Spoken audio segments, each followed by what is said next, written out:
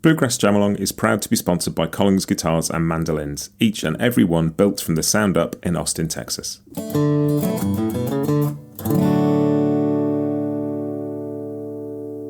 This episode is also brought to you by Peghead Nation, the home of roots music instruction. If you want to improve your playing, join me and thousands of other pickers getting better every day at pegheadnation.com.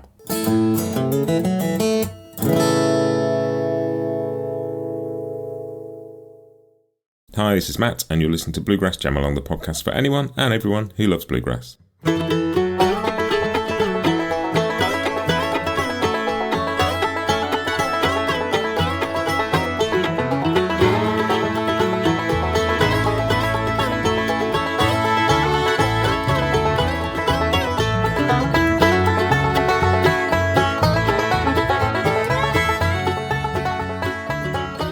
Hey everybody, welcome back to Bluegrass Jamalong. This episode is a IBMA 2024 update. I got back yesterday after a fantastic few days out in Raleigh, hanging out, seeing some music, playing some music, chatting to people, generally having a great time. Such a cool week. It's the final one in Raleigh before IBMA moves to Chattanooga next year.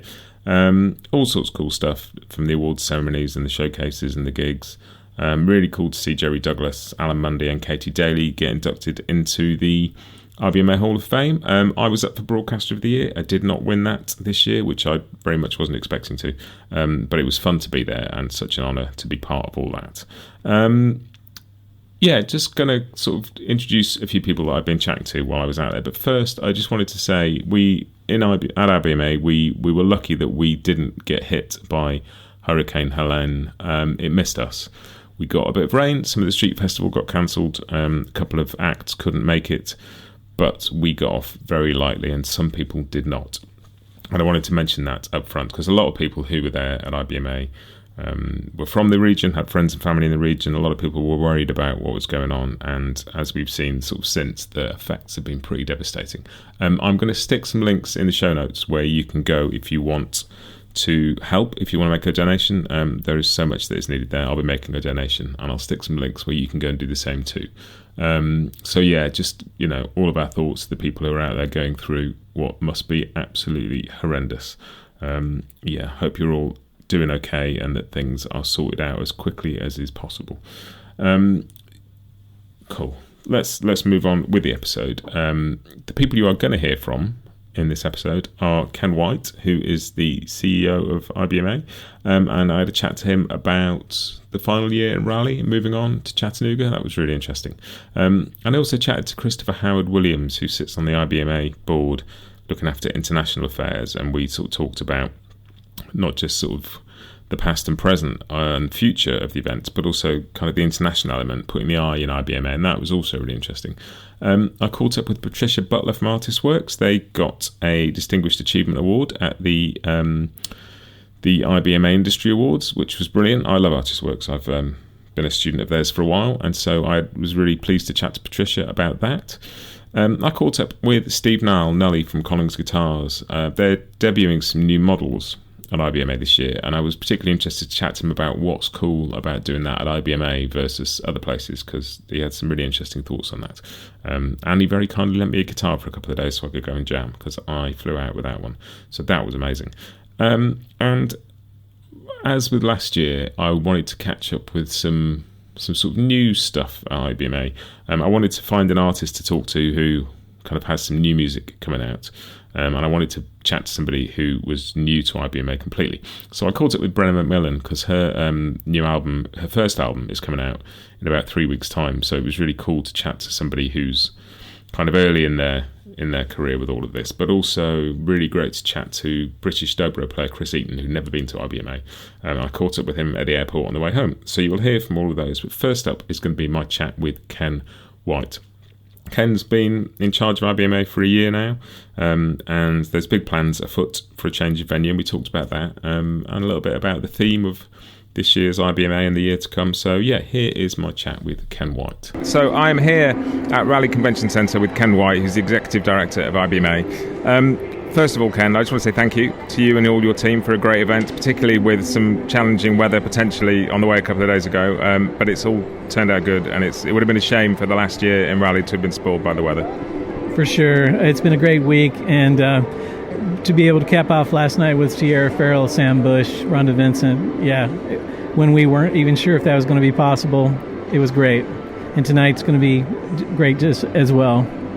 And it feels like, and this might just be me, but it feels like there's been a really nice sense of looking back and looking forward about this week. Like, there's been a lot of, obviously, Sierra Farrell, but Sister Sadie winning, and, there's been Gavin Largent getting the Resophonic Player of the Year. There's been, like, a nice bit of progress as well as a celebration of people like Jerry and Sam, and it's felt like a really good week. I agree 100%. The fact that we can celebrate Jerry Douglas with Hall of Fame and then Gavin Largent winning in that category speaks exactly to that. It's a beautiful thing. Bluegrass is continuing to grow, and again, looking back, 12th year in Raleigh. They've been great music. They've been great partners for this event, and everybody has loved their time in Raleigh. But to be able to move to Chattanooga next year, everyone's excited about that too. So you're right. Forward, backward, bluegrass is alive and well. Well, and that feels like such a strong thread. I'm, relatively new to this music compared to a lot of people here, but just the sense of celebrating the past but using that as a springboard for the future feels like really vital and really alive in the music right now. Very much so. Next year marks the 40th anniversary of IBMA. So I think that'll probably wind up being a theme, is what is the history of IBMA and how have we got here and how can we propel forward in this new place, Chattanooga. So it's going to be a theme not just for today but for the whole year, I believe. And will it may be too soon to know yet, but will the event in Chattanooga feel like a similar event to this, or have you got different things planned? Well, you can never just pick up an event and plop it down in a new place. There will be a lot that will be familiar in Chattanooga. They have an amazing convention center space that's all on one floor, and they have a Marriott attached to it, so you won't even have to go outside to go to the expo hall. So that'll be great. They have a couple of different venues that for award show that are going to be great. The different thing that will happen next year is what will festival and street activations look like, and that's where a lot of the work is going to be being done over the next several months for me. So it'll be similar and different all at the same time. But, I like to say the event we put on is just a blank canvas. It's what the people bring to it is really what makes it what it is. And so there will be a lot of happy people there making great music. So it'll all be great. It'll all be good. Well, similar but different sounds like a perfect summing up of that theme of looking back and looking forwards. And that thing about people, like I come from the UK and I wander around this event and I can see, half a dozen bands in the space of 2 hours that are probably never going to make it over to the UK. And it's really exciting to be part of all that and to be here for it. But you're right, it's the people. Like I was here last year and just coming back for my second year, just seeing people again and bumping into people and feeling like connected to all of this is a really powerful thing. Definitely, that's what I love about bluegrass is community and relationships, and from someone that's just picking up their instrument to a master on their instrument, everyone is approachable, everyone is willing to share their music and their journey, and that's what I love about this. There are no velvet ropes that one has to cross to gain access to all that knowledge and wisdom and experience. And it's a really interesting thing because I think in a lot of music there's like a Venn diagram of audience and performers, and there's a little gap in between where some people sit in both, but it feels like the audience and performer circles for this world are the same circle. There's not really any space where there's nobody in both. Again, that's what's so great about our music is most of our audience and our fans are pickers themselves. Kind of like baseball fans. We all, well, at least here in America, we all played baseball growing up. So when we watch professionals do it, we feel like, that's something that we can do and that we have done. Same here. Those people at the award show on the stage, there are professional athletes, yet we all play the guitar or the banjo, so we can relate to them, not just through our own music making experience, but their journey was similar to ours. Well, I was down in the exhibit hall earlier talking to one of the guitar makers who's down there, and he was saying that he goes to all the shows, and everywhere else people come up and tell him how good his guitars are, and people come and tell him what they think. And he said it's invaluable because they're pickers, and they just tell you what. If they don't like it, they'll tell you. If they do like it, they'll tell you. But he needs to know what they don't like because that, shapes the product. Very much so. I would say this community is passionate, and that plays out in many different ways. That's the great thing about this job that I have. No, they're not afraid to share their thoughts, feelings, and opinions, and that can only help us be better. So that's good. Yeah, and it all builds for that thing of growth and taking things forward. And, along with everybody else, I'm excited to see what happens next year. And thank you again for such a great event. Thank you for making it. I'm a big fan of the podcast. Oh, thank you. Cool. Next up, we've talked kind of a little bit about sort of looking backwards and looking forwards at IBMA. And so it seems sort of pretty fitting now to talk to Christopher Howard-Williams about looking out a bit and about IBMA and how they interface with bluegrass around the world and how that works in two directions, not just one. Christopher is very involved in all of this, both at IBMA but also at the European Bluegrass Music Association, and also as somebody in charge of the festival at La Roche every year as well. So yeah, he's got a really cool perspective on all of this. So here comes Christopher Howard-Williams. So I'm here in the exhibit hall at IBMA with Christopher Howard-Williams, who not only sits on the board at IBMA, particularly looking after international affairs, but also runs the Bluegrass in La Roche festival every year. Christopher, great to talk to you. The international stage has been such a success this year. Yeah, it's been incredible. It's nice to have it up where it is now, where there's a lot of people walking past, so they see it, they stop, and they all seem to like it. And it's been a really strong lineup. Tell me how many bands and how many countries and continents we've had, because it's been so impressive. Yeah, that's very cool. We have 21 bands from 14 countries, and what I really think is cool, 5 continents. The only continents not here are Antarctica. The snow penguins were not available. And South America, because their inflation is so tremendous, they just couldn't afford it. Yeah, and it's great to see the kind of international representation at IBMA, particularly with the I standing for international. But it's also it's great for raising some of those conversations about what that means. It's not just about some people coming here. There's a whole conversation about American bands traveling the rest of the world, but the rest of the world also coming back and bringing the music back and keeping it vital. And I know there are some struggles in terms of getting overseas bands to the US. Yeah, the elephant in the room is the visa situation, because it's very easy for American bands to play around Europe, Australia. There's not really much formalities. It's getting more and more difficult for overseas bands to get visas to perform here. And it's not just playing concerts, it's playing for free in front of a public who aren't paying to watch you. Even that, you need a visa now.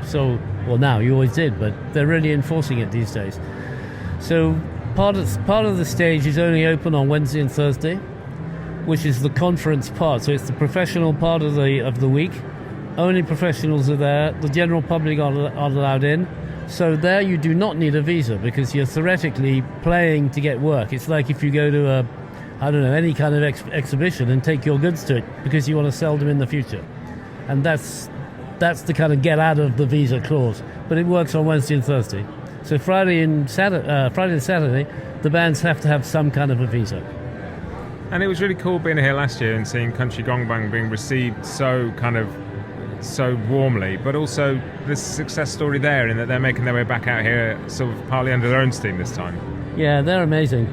They had a real big success here, and then they did their tour in June and July, which the IBMA also organised and put together for them. They played the Station Inn, the Grand Ole Opry, Romp, Frankfurt, and Grey Fox, and some other festivals in between, like Father's Day in California, which they got while they were here. And they were much loved. And they're back now, looking for more work, and that's what this grant is about, to help the bands get the foot in the door, and then they're on their own. So they're looking for an agent now, yeah. And I wonder if you kind of have a sense of how the US views the international bluegrass scene, because it's sort of known there's some stuff in Europe, particularly the Czech Republic, and the sort of history of bluegrass in Japan is a little bit known, but there's a lot more to it than that people might not be aware of. Yes, I think there's been an incredible growing consciousness over the last couple of years of what the international bluegrass community is. And it was interesting because I was in a meeting yesterday. We were meeting the Chattanooga people, where the World of Bluegrass is going next year. And one of them said, because they've come here to see what it's like before because they're going to be doing it with us next year. And one of them said, thing that really blows me away is the international dimension here. So they've noticed, just being here, that there's a lot of international bands, people are talking about it. And she said, and I can go back to my city and say, hey, not only have we got the IBMA, but it's intergenerational and it's from all around the world. And that's a very exciting selling point for cities. So they're going to be bringing people in from around the world. And that consciousness has really grown. I'm now trying to work on getting the internationals to understand that this is happening here and that they have a contribution to make to perpetuate that. And there's some really exciting stuff happening kind of between IBMA and the EBMA as well, European Bluegrass Music Association, which obviously you were very involved with as well. And there's something exciting happening in the new year, isn't there? Yes, so the European Association, the EBMA, was going to dissolve, and a few of us got together and said, no, we've got to keep it going because there are exciting things happening. And so in February, at the end of February, 28th of February to the 2nd of March, the IBMA and the EBMA are getting together to put on a weekend summit in Prague with meetings, conferences, shows and concerts in Prague. We did it about 15 years ago already. The problem then was you have all these meetings and everybody goes away with great ideas, but then nothing happened. But now we're going to go away with all these great ideas. And we've got WhatsApp, we've got Zoom, and we can carry on the conversations. My goal with this thing in Prague, or our goal with this thing in Prague, is to start the conversation. Have all the associations talking about what they do. Have all the festivals talking about what they do. Have all the camps talking about what they do. Get to know each other and say, hey, this is fun working together. Let's work together and build the thing and get stronger. And the IBMA is fully behind that. They're coming out. They're going to help us get sponsors. It's wonderful. And as if IBMA and EBMA weren't enough, I just heard it's also your 20th year of Bluegrass in La Roche next year, because it's going to be a busy year. Yeah, it's an exciting year. Well, it's IBMA's 40th year next year. It's the EBMA's 25th year next year, and it's La Roche's 20th year next year. So, yeah, it's a kind of big anniversary year. And for those who don't know the La Roche Festival, tell us a little bit about it. Well, we've been going since 2006. We have, it's in the middle of La Roche, which is a really nice, beautiful medieval town of about 10,000 people. It opens its arms to the festival, so all around town the cafes and restaurants have jams going all day. In the festival we have 35 bands, 45 shows, 15 countries come. There's a lot of jamming. We have some great US names we had in the last couple of years. East Nashgrass, Missy Raines, Tim O'Brien, Rick Farris. I mean, yeah, and then all the best European bands we have. And next year is going to be special because we want to bring back some of our favourite bands from the last 10 years. And so, watch this space. There's going to be some big news coming soon about the bands from Europe and also the bands from the USA. Well, fantastic. Let me know and I'll make sure I share that news. Thanks for talking to me. It's been great to see you. Oh, Matt, it's great what you do. I really love listening to the podcast, and I really appreciate that you reached out to me for this. Thank you. Thank you so much. We'll be right back with you just after this. Introducing the all-new Hill Country series from Collings Guitars. Although strongly bluegrass inspired, these new Dreadnought and OM models are highly versatile and represent a significant tonal expansion to the Collings flat-top lineup. Featuring matching hand-pulled appointments and individual tonewood selection and voicing, the Hill Country guitars deliver a warm, woody and deeply fundamental voice not previously heard from their acoustic instruments. Check out Collings' YouTube and social media channels for demos by world-class bluegrass pickers Jake Workman, Bob Minner and Kenny Smith. You can also get hands-on with the new Hill Country series at the Collings Guitars and Morgan Music IBMA booth in Raleigh, North Carolina from September 27th and 28th. You can learn more at collingsguitars.com.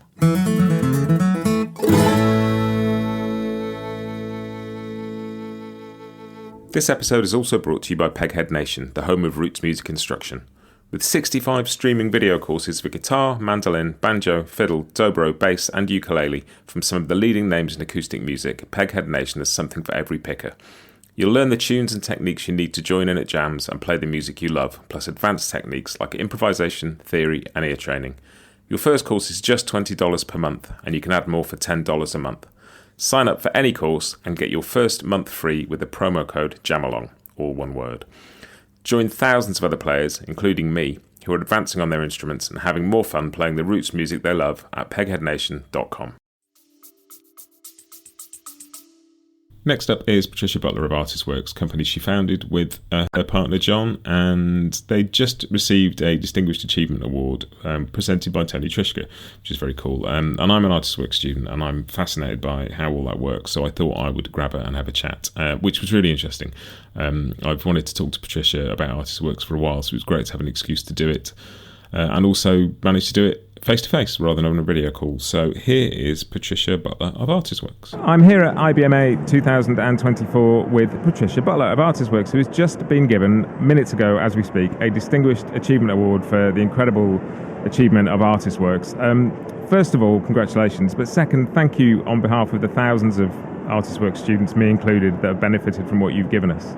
Oh, thank you. That's nice. It's always nice to meet people that have learned on ArtistWorks and that value bluegrass education. It's important that, I think some of these master musicians pass on their art so that the next generation and that more people play bluegrass. And it's an extraordinary thing because bluegrass has become a really key bit of the curriculum at ArtistWorks, hasn't it? And it's not necessarily where you started, but very soon it became quite embedded in what you do. That's really true. And, Tony, in his introduction, thought that maybe it was kind of funny to say they thought they'd go after the big bucks in bluegrass banjo, but it has been a cornerstone of all of the business at ArtistWorks. Because my question was really genuine, where do you learn to play the banjo? It's not like you can walk into high school and there's going to be 20 banjo teachers or even students there. So I think that ArtistWorks is uniquely qualified within the industry to provide, that virtual stage for these teachers. So bluegrass has become very important, especially I think because it is not only an ensemble, but also very, very community oriented. And so they love hanging out online. It's very social at ArtistWorks. And the teachers, because of the nature of video exchange, are very involved in the students' learning journey, and so they can be as involved as the student would like them to be, and it's become a very big part of the ArtistWorks business. And that whole video exchange thing is really interesting because it's sort of central to the whole experience, not only in terms of getting feedback yourself, but also it's almost like being able to sit in on other people's lessons as well, which is extraordinary. And with so much material out there, you can sit on YouTube and look at instrument videos as long as you like, but unless somebody is showing you those little ways in which you're getting something wrong, you're going to learn these. My very first lesson with Brian Sutton, I played him Whiskey Before Breakfast and thought, great, he's going to teach me some amazing stuff. And he came back and he went, it sounds good. If you move your arms slightly, it's going to sound better. And I could have watched videos for years and never got that. Right, and that is the beauty of David's invention, which is video exchange learning. And what we really value is that players can get feedback so that they know what they're doing wrong or even what they're doing right to do more of. But a lot of players get stuck or abandoned when they just don't know what they're doing and whether or not it's right or wrong. And it is intimidating sometimes to get feedback on your playing, especially from these master musicians.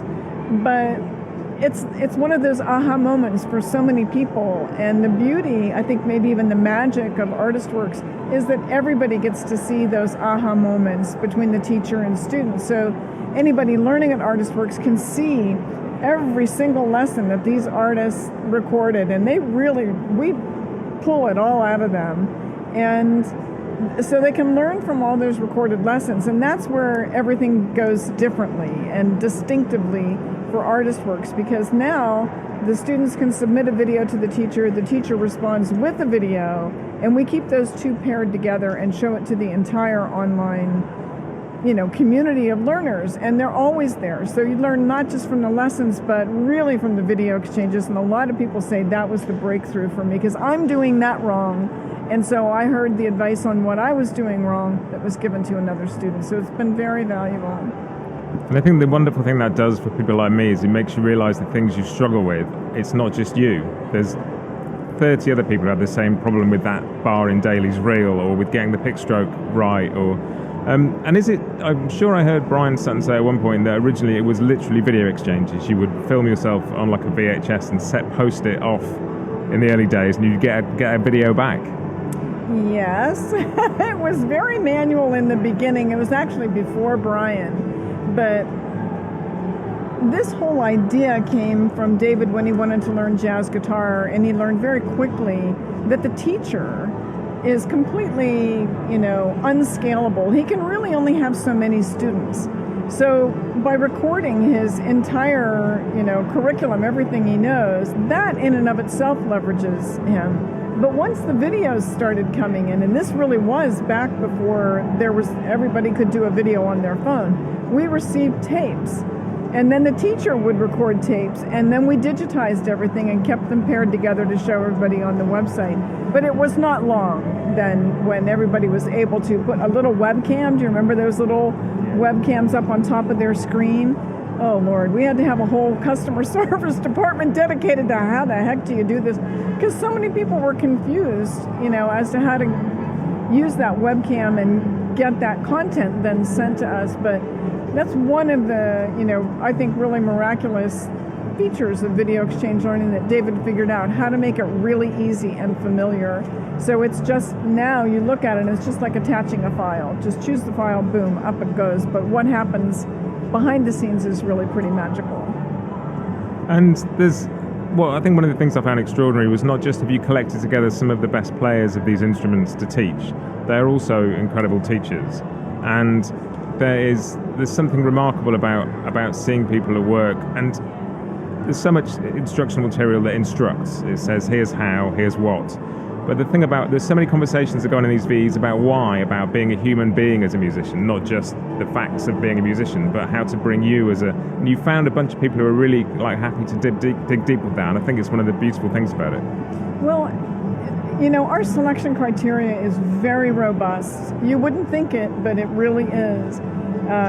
You can't just bring the best player in the world of an instrument because they might not be a good teacher. So we have found, by mistake, that a lot of these virtuosi can say, this is what I do. They can barely show you what they do. But the people that we work with will teach you how you do it. Because they understand how players with different bodies, with different skill levels, different histories, different goals, they know how those people need to practice and what they need to get under their belt to be a successful musician. So I said in my acceptance speech that these artists specifically have chosen that their music legacy will include passing on their art through teaching. And if they don't want that, we don't want them, because they're doing video exchanges with these students every day or at least once a week. So it's important that their legacy include teaching. And it is a commitment on the part of the teachers. You don't just turn up and film a bunch of content and then put it out and leave it. There's a regular interaction, and like you say, on an almost daily basis. Yes, it absolutely is. And we record everything and edit everything in the studio, and we build the curriculum with them. But then we give them some studio equipment if they're going to do things in their home. And we also now give them a mobile studio. So when Sierra Hall is out running around and she's with Brian and they're with Bela, and Tony's out doing something fun. And all the rest of them, Noam Pikelny and Allison Brown, and a lot of really phenomenal bluegrass players, they have to be able to respond. And it can be at sound check, sometimes they do it, or when they have that moment alone. So if you are a student at ArtistWorks, you know that from the time they get into that hotel room before the sound check, they're probably doing video exchanges. Therefore, that commitment is very real, and we, again, don't want to work with people that are overwhelmed by that. We want to work with people that run to that. And I remember Paul Gilbert, when he's certainly not bluegrass, he's rock and roll. And, we told him, look, rely on the curriculum a little bit more, because he was doing so many video exchanges. Go ahead and send people back to the curriculum. Don't reteach them in the video exchange. He said, you don't understand. I can't wait every day to get into my studio to respond to these students. He said, because it turns out everybody learns differently and everybody needs to do something differently. So yes, it's a big commitment, but the artists have to have decided that they're going to teach. And one of the other glorious things that comes out through kind of the live interaction in the shout boxes between students is somebody will post something or ask a question, and another student will hop in and say, oh, I submitted a VE, go and watch my VE because there's some really good stuff in that. And people are helping each other surface all this stuff that, some of it's been there for years and it's still totally vital and totally real and is a problem somebody has now today. the community is very strong in the bluegrass world, and we have found that it's also very strong in jazz. It's also strong in country vocals. So one of the unique things we did at ArtistWorks was we allowed students to interact in the same instrument, but also in the same genre. And you can also interact across genres and instruments. So there's one part of this shout box you mentioned that's kind of like a Twitter feed, but it's live, where if you're a classical violin student, you can also talk to the rock and roll community. And so that, we think, just makes the world a little bit smaller. And it's been very, very valuable to the students because now they know they're really not alone. Well, and that element of making the world smaller, I've seen that firsthand in terms of, I interviewed Sierra Hull in London a couple of years ago, and after the show, she was waiting to meet some ArtistWorks students from London that, come to the gig, and, these teachers now have familiar faces all over the globe. Well, and it's the same for the students, because Tony, let me just put it this way. In the very beginning, we were very curious, how many students have you run into? Have you run into any when you're out gigging or doing a workshop or a festival? And we were delighted if there would be one at any event, just hoping to see one out there. And now it is just regular. It's very common for Brian and Mike and Daryl and Missy and Andy and Tony, of course, to just run into their students. And it's like they know each other, because they've seen each other on the video. So it is a lovely community. It's very welcoming, and not just in bluegrass, it's in the other genres that we teach as well. And I've even seen it between students. I was here last year and was sitting in one of the conference seminars, looked along the row, and there was somebody who was also on the same guitar course as me on ArtistWorks, and I obviously recognised her from her video exchanges. And so, it works across the board. And it's a growing thing still. You've got a new course launching with Alison de Groot, with clawhammer banjo, in a few weeks, which was a particular gap in the curriculum. And I'm delighted to see that's been sort of filled, and it's constantly growing. Yes, it is constantly growing, and clawhammer it's been requested for quite some time. But then again, we also have requests for accordion and bagpipes every time we do a survey. Not that we shouldn't do it, I'm just saying there's always somebody that fills out that questionnaire and says, we want the bagpipes. But yes, it will continue to evolve and grow. And what's, I think, really impressive about what the team has done recently is they have filled in those specialties. And that sort of started with Noam Pikelny. So you had Tony, and then Noam came in, and he has a very different style. And so you had to start with Daryl Anger, and now you've got Brittany Haas, and you've just got all of these nuances and musical styles that they have to pass on. So that will continue to evolve. Well, it's been a huge success story, and just all of those elements we just talked about, just the connections between the artists and their students, between the students and each other, and it's such a wonderful thing for the bluegrass world. So congratulations again, and thank you again. Well, thank you. I really appreciate the time to talk to you and get to know you, and hello to all the bluegrass players over there on the other side of the Atlantic. Next up, you're going to hear from Steve Nile, better known as Nully, who's the head of production at Collings Guitars and Mandolins. They are showcasing a new series of guitars called Hill Country Guitars at IBMA this year, and I got to try them, and I also got to borrow one for a couple of days, one of the prototypes, to go and hang out and do a bit of picking, which was superb. They're amazing guitars. They're also very different for Collings, and particularly kind of aimed at the sort of bluegrass market. So I thought I'd have a chat to him about sort of why they're making them, but also what the process has been and why I particularly wanted to bring them to IBMA. It's always great chatting to Nelly. I get on with him really well, and it was really cool to get to meet him in person this time. So here is Nelly. So I'm here in the IBMA exhibit hall with Steve Nile, Nelly from Collings Guitars, and we're going to have a chat about a brand new Hill Country series, which has been available for about 2 days? Yeah, exactly. Last week sometime. 2 days. They've been here for 2 days, so yes, 2 days. And they're a bit of a departure from the traditional sort of Collings sound for you guys, aren't they? And I'm really keen to hear a little bit about that, because it's quite a personal project for you, isn't it? It is. It's a radical departure from Collings, and I'm glad for the opportunity to bring them here, because people can hear them, and it's easier to know the difference when you hear it than me using words or marketing techniques or any of that. Collings is known for the tight and bright piano-like qualities, which are gorgeous, and I'm very proud to be associated with that. The traditional is less of that, more open. This goes to the very farthest end of the spectrum, trying to remove all of those piano-like qualities, the shimmery overtones, and make it a very direct, open, woody, more of a one-to-one relationship guitar. And so to do that, we've sort of, it's the same angle X brace, and the placement of the X brace is the same, and everything else is different in an effort to have it move air differently. And so we're getting, they were made aimed at these bluegrass guys. It was born out of coming to this show from some feedback we got from some players that it's maybe a little too much guitar, the Collings sound. And I'm pretty happy with some of the feedback we got here the last 2 days. They're fast, they're round, they're bluegrass monsters. And it's interesting you said about bringing them here to get feedback from players, because there's been a lot of feedback from people kind of in the process for these. You were telling me a little bit about it yesterday, and it'd be cool to talk about that a bit. Yeah, well, I'm going to name drop, but I'm in the fortunate position of working for Collings and knowing some artists that have become friends. And so through this whole process, we built, the first one is a prototype for Bob Minner, and Bob loved it. And that allowed me to do another one and see, okay, there's something here. Let's try another one. Brought that to IBMA last year, and Workman fell in love with it and took it home.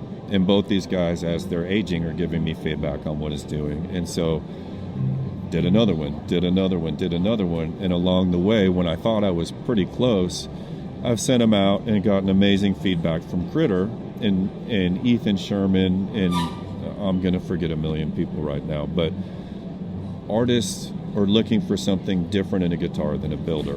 And when I thought I was satisfied, Critter would hear things or feel things or talk about the feeler that I wouldn't consider. And so that allowed us to keep making them better and better and better. And I'm so grateful to have these artists, because they would still be stuck at the prototype stage without the feedback from the guys that I want playing these things. Because I was happy at the beginning, but then the one I loaned you is early version, early days Rosewood, and it's like we were talking, it's 15-20% different, but it's that 15-20% that makes all the difference. And I'd still be stuck there if it weren't for our friends and artists that have contributed to this project. And we're not the end of the rainbow. We're still going, but I'm really happy with what we brought. We brought 4. I'm in love with this project and these guitars. They're not going to take over the Collings or the traditional. These are a small volume, fun thing that everybody isn't going to like, but the people that like them are going to love them. Well, that's sort of the cool thing about them, is they maybe sit somewhere in that space for being a Collings for people who might not traditionally think of themselves as being a Collings player. Yeah, and that's myself. I love Collings guitars, but these guitars fit the way that I play and fit the way that I want a guitar to sound. It's more of a one-to-one. I like wood. I don't like bright. And these are fast, but they're round, and you can feel it kick in your ribs, but it still cuts in a circle. And that's sort of my flavor, selfishly. And selfishly, I wanted them to exist because I had the choice. Well, it's really cool. It's been really fun trying it for you, because they're all so different. And like you say, finding the one that sort of suits the way you play, and I definitely did. And it'd be cool to come back next year and talk to you about this, a little bit further down that rainbow, because it sounds like a fascinating process. It wouldn't happen without our friends and artists, and we go to different shows, and people are just so nice about everything, but the nice doesn't make me better. And at IBMA, there's players here.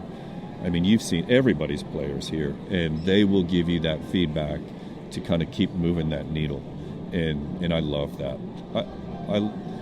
It plays like a Collings. It has all those Collings attributes. It just sounds different, and hopefully next year I don't tell you we're another 15-20%. Hopefully it's 3%, but we're not done.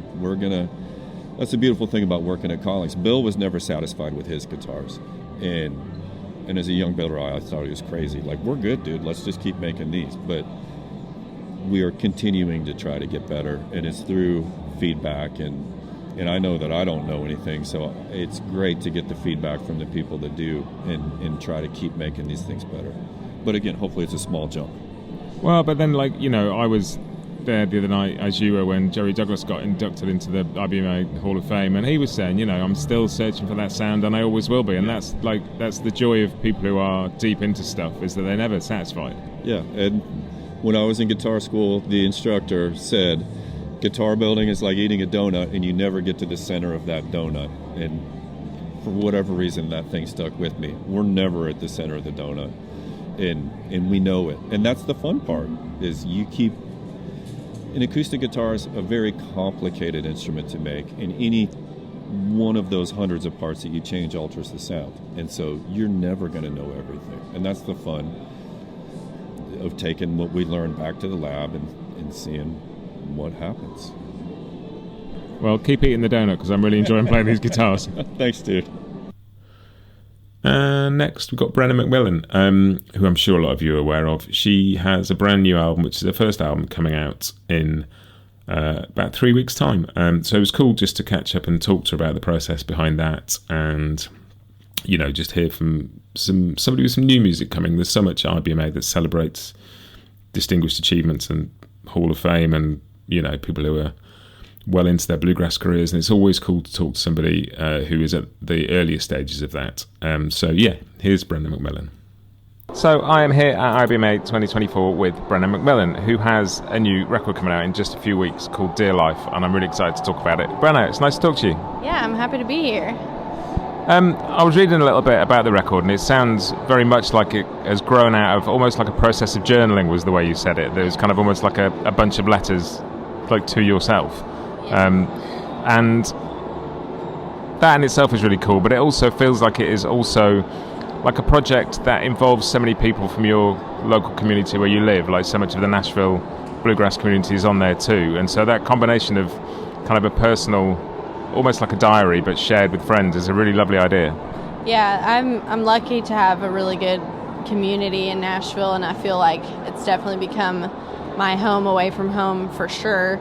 And I guess my friends, have been aware that I've been writing for a while, and they encouraged me to record this album.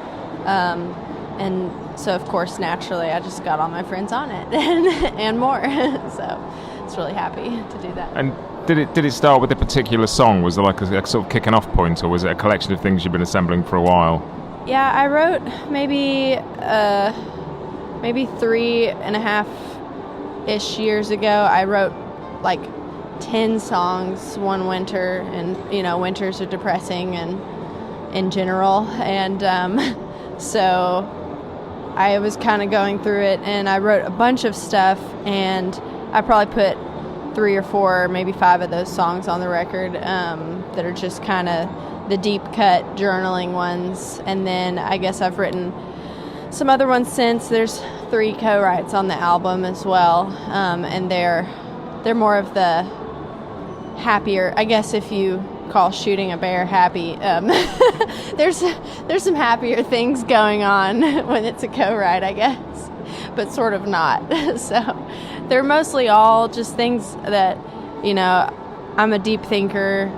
I overanalyze things all the time, probably like most people, and so it's just stuff that is full up in my brain and then just comes flying out.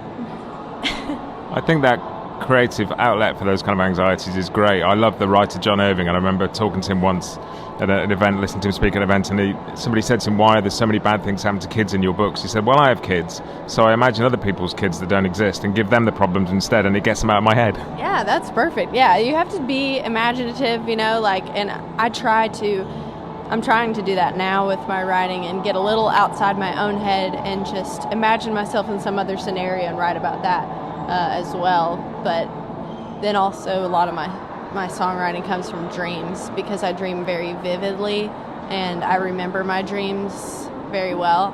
And so a lot of times I'll wake up and write it down, maybe even in the middle of the night still, and then write it into a song like the next day or something. So, yeah. And you have all sorts of people on this record. You have a few sort of key guests, like Sarah Dross on the record, and Ronnie McCory. Yes. And Peter Rowan. I'm so honored that they were willing to get on there on my project, and just kind of make it elevated to they're all my heroes. And I also was really happy to have Chris Scruggs on pedal steel, because he's a hero of mine as well. And there's so many players on there that are my heroes that have become my friends. So it's kind of like an entire friend hero collection, I feel like, for sure. It's beyond me. I still can't believe that Sarah is singing with me on one of those songs. Then she will have had similar feelings about singing with heroes of hers when she was starting out, and that's one of the beautiful things about this music, I guess. Yeah, for sure. We all, I think, it seems like, especially with the Nashville community, everyone is extremely willing to look backwards to where they've already been and recognize that in somebody else and give them a little hand, and then, it goes all the directions. And I feel like it's with all ships it rises, or whatever you say, whatever the term is. That's kind of how I think, it's for the good of the bluegrass genre that you help each other out, Yeah, no, I love that phrase, kind of the idea that a rising tide lifts all ships, and that people have been talking about that with people like Sierra Farrell and Billy Strings and Molly Tuttlebins, and it just brings people in and helps everybody, and that sense of progress building on what's come before is so strong. And it is interesting talking about some of those heroes of yours, but also this album is full of that kind of East Nashville community of players, and it feels like, as an outsider, there's such a scene there. I've talked to quite a few people for the podcast, people like James Key and Jared Walker, but Lindsay Lou as well, and it just seeing kind of this scene that seems to coalesce around Dee's, almost like some sort of string band CBGBs going on there. Yeah, I feel like East Nashgrass really was a huge part of making the scene at Dee's happen, because they started playing there maybe 6.5 years ago or so, weekly. And so that gave it a bluegrass night there at that bar, and it's kind of the neighborhood bar for like Madison and East Nashville. And so to have a spot to go to hang out, with bluegrass musicians, they kind of conjured up that audience and all the peers and everybody. And that's definitely where I met most of my friends, I would say, was at Dee's. And we all like to hang out there. It's a fun little bar. It's a little seedy, but it's okay. You want it to be a hole in the wall type of thing to be your spot to hang out, and that's what you want. I've always wanted. It's kind of like a book. Like I read a lot of books growing up, and I always imagined, wow, what would it be like to have your own seedy little bar that you hang out at and you're a regular at, and now it's happening, and I think it's really cool. Yeah, there's something really powerful about the idea of belonging somewhere, particularly when it's somewhere you've moved to, and I get that coming here, just having done the podcast, and then I come and meet people I don't know, but I feel like I'm connected, and I think maybe particularly after the pandemic, that thing about belonging is more important than it's ever been. Oh yeah, I think that brought a lot of me and my girlfriends together, was us all not working and just getting to go on long walks together and really form stronger friendships. For me, I was in a big wreck that year as well, so all I could do was take long, slow walks, and so I'd call a girlfriend and we'd go walking for like 3 or 4 hours, and that's how I feel like my inner circle of friends formed, kind of, was because we had all that downtime, and we all would get together and jam and stuff too. And the record is out, is it October the 18th, is that right? Yes, coming around the corner. I'm really excited. Well, I'm really excited to hear it, and it's really cool to get to chat to you about it. Thank you. Yes, thanks for having me. And finally, it's always fun to chat to somebody who hasn't been to IBMA before. I think if you remember last year I talked to Alex Graff, guitar player. We hung out quite a bit and I got his first impressions of IBMA. And this year it was Chris Eaton, who is from the south coast of the UK. I've met him a couple of times over here in the UK before. We didn't know each other super well, but we spent quite a lot of time hanging out, chatting and playing in Raleigh, which was really good fun. And so we got the same flight home together. And so at the airport, I quickly grabbed him and we had a chat about what his first impressions of IBMA had been. Here is Chris Eaton. I'm here at Raleigh Airport at the end of IBMA, waiting for my flight home, and I thought I would take the opportunity to have a quick chat with Chris Eaton. Chris is a fellow Brit, and this is his first time at IBMA, so I thought it would be cool to see what he thought of it. Chris, how has your week been? Absolutely amazing.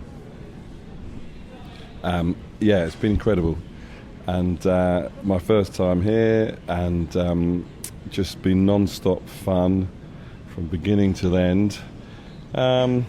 So I've had lots of jams, and I also got to play on the international stage, which was a real honour and a delight to do that, and meet so many people who I kind of follow on Facebook and admire their music or whatever they do, build guitars, or so it's nice to meet them in person, and yeah, incredible. And how, like, did you have a sense of what you thought it was going to be like when you came? Was it like, what was different versus what you had in your head? Well, I was a bit unsure of the kind of structure and the conference and the awards and the gigs and the showcases. It was a little bit confusing for a Brit in England to try and figure out what I was kind of going to get. But yeah, I mean, it's big. It's big. And bigger than anything else I've ever seen. And yeah, I really thought the conference was great, and the network opportunities invaluable there. And then I didn't get to a huge amount of the showcases. I know they were going on upstairs in the hotels. I got to a few, but it was also fun just to kind of jam and meet people. And I met some lovely people on the first evening, and you know, they kind of showed me around town and helped me get my bearings, and then we would jam later on in the week together. So yeah, it was fantastic. And kind of, I guess the thing I found first time I came out was just like, you come out, and I was on my own last year, didn't really know anybody, and but it's pretty easy to fit in pretty quickly, isn't it? You feel very welcome straight away. Absolutely, yeah. People are so friendly, and you know, I was keen to meet people, and like I said, some of them, you know, I follow on Facebook, and so I sort of knew who they were, but we'd never met. And some of them I'd met previously through the dobro world when I came to Nashville a couple of years ago. But then others were just, you know, complete strangers, and then suddenly we're great friends, and we're jamming and sharing, you know, lots of things in common, beyond just the music as well. So yeah, I found it very, very friendly. People were very warm and interested, and they love our accent, Matt. Definitely works for a podcast, doesn't it? People love the British accent. I've interviewed people who think I'm posh because I'm British, and if you are British, you know I am not posh. Yeah, that's right. Me too. I mean, somebody said to me, "Hey, you sound like Eric Clapton," which I've actually had that before, and I said, "Yeah, I don't play like him though." I'm afraid. I neither play nor sound like Eric Clapton, so you went ahead of me there. Yeah, it's a funny thing, yeah, because we come from the same part of the country. You know, that's where the similarity is. We play guitar, but you know, he's a bit better than me. Well, it's cool to hang out with a fellow Brit over here, and it's nice to be part of putting the I in IBMA, isn't it? Yes, that is absolutely true. Christopher Howard Williams was fantastic, and it was so nice to be invited to play and to do that and see all the different, you know, nationalities. So I made some great friends from Sweden, and also there were people from Japan, and also Holland, the Netherlands, Germany. You know, we got to play and talk, and some of them were dobro players. So the dobro world is a little community within itself, and we, you know, it was nice to kind of meet up with them and geek out and share stories and look at each other's guitars. And yeah, that the international thing was really nice, but the American people were just equally as friendly and easy to get along with, and you know, interested as well. Yeah, it's been a cool week. I've really enjoyed it, and it's been fun hanging out with you. Likewise, it's been great to hang out. Two Brits abroad. Yeah. Guess we need to go on a plane now. Right. You better go. Thanks, Chris.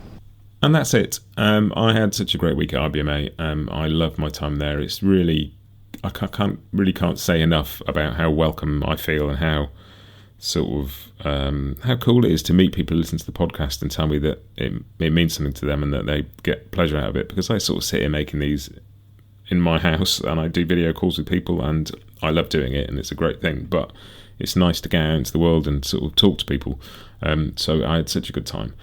As I mentioned at the top, do go and check out the links if you want to get involved in helping people who've suffered the devastation of the hurricane. Just looking at the footage earlier today and seeing how awful that is, it's a huge thing. I think one of that most sort of poignant images of the statue of Doc Watson in Boone, just sort of looking out over these flood-ravaged streets, really brings it all home. So much of the music that, built bluegrass and string band music comes from that region, and a lot of people have been very badly hit and very badly hurt by this. So I'm going to leave you with that. Next week, I'm going to be back with another interview recorded at IBMA, part of the Roots Revival strand of that, with Christina Gaddy and Lillian Werbin chatting about the influence and future of sort of black influence on string band music. And I was going to include that in this roundup, but it turned out to be a longer, sort of more in-depth conversation, which was really good, really good conversation. So I'm going to put that out separately next week. In the meantime, thanks to everybody that I met in Raleigh, and thanks to all of you for listening. I will see you next time. Have a great week and happy picking.